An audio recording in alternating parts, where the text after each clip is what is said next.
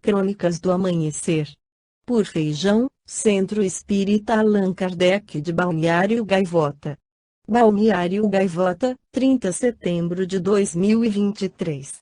Quem era a esposa de Deus que a Igreja escondeu? Parte 1.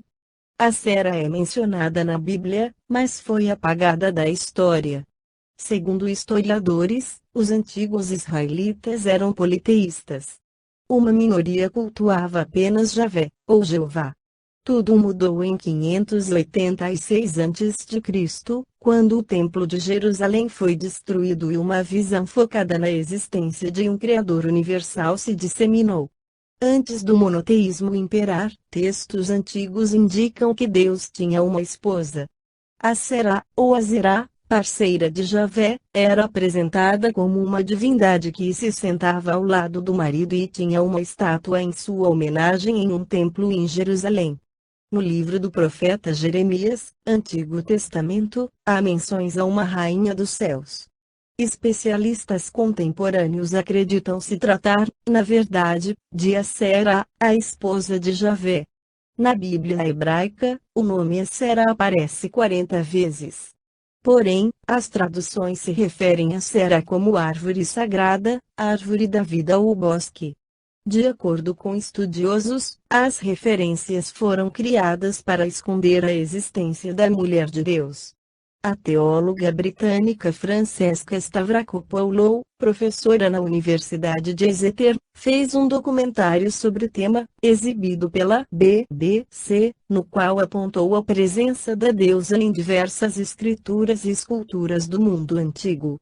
As menções a Sera na Bíblia ocorrem quase sempre em termos negativos e críticos em relação à idolatria por imagens ou objetos sagrados que manifestam sua presença. O processo de transformação das religiões politeístas em uma crença monoteísta fez com que a Sera passasse a ser tratada como uma divindade falsa ou ilegítima. Sua adoração passou a ser taxada como primitiva. Estudos de gênero ligados às origens das religiões, como as pesquisas de Stavrakopoulos, têm jogado luz sobre mulheres que foram eliminadas dos textos sagrados conduzidos pelo patriarcado. A respeito da existência de uma deusa, Allan Kardec esclarece no Livro dos Espíritos questões 519. As aglomerações de indivíduos, como as sociedades, as cidades, as nações, têm espíritos protetores especiais?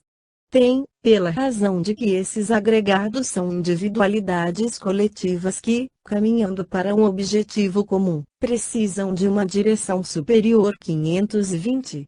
Os espíritos protetores das coletividades são de natureza mais elevada do que os que se ligam aos indivíduos.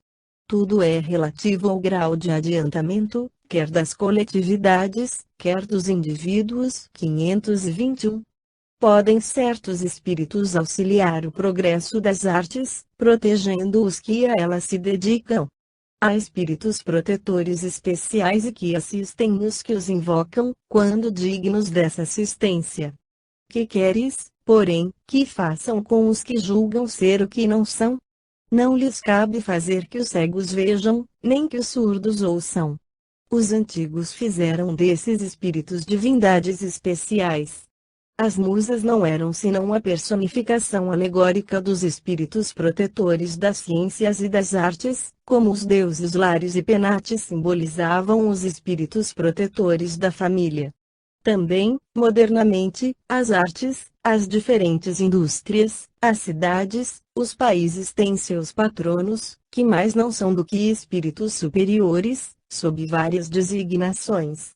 Tendo todo homem espíritos que com ele simpatizam, claro é que, nas coletividades, a generalidade dos espíritos que lhes votam simpatia está em proporção com a generalidade dos indivíduos, que os espíritos estranhos são atraídos para essas coletividades pela identidade dos gostos e dos pensamentos, em suma, que esses agregados de pessoas, tanto quanto os indivíduos, são mais ou menos bem assistidos e influenciados. De acordo com a natureza dos pensamentos dominantes entre os elementos que os compõem. Nos povos, determinam a atração dos espíritos os costumes, os hábitos, o caráter dominante e as leis sobretudo, porque o caráter de uma nação se reflete nas suas leis. Fazendo reinar em seu seio a justiça, os homens combatem a influência dos maus espíritos. Onde quer que as leis consagrem coisas injustas, contrárias à humanidade, os espíritos bons ficam em minoria e a multidão, que aflui, dos maus mantém a nação aferrada às suas ideias e paralisa as boas influências parciais, que ficam perdidas no conjunto, como insuladas espigas entre espinheiros. Estudando-se os costumes dos povos ou de qualquer reunião de homens, facilmente se forma a ideia da população oculta que se lhes imiscui nos pensamentos e nos atos. Esta foi a crônica do amanhecer de 30 de setembro de 2023. Por Alfredo Feijão Lopes.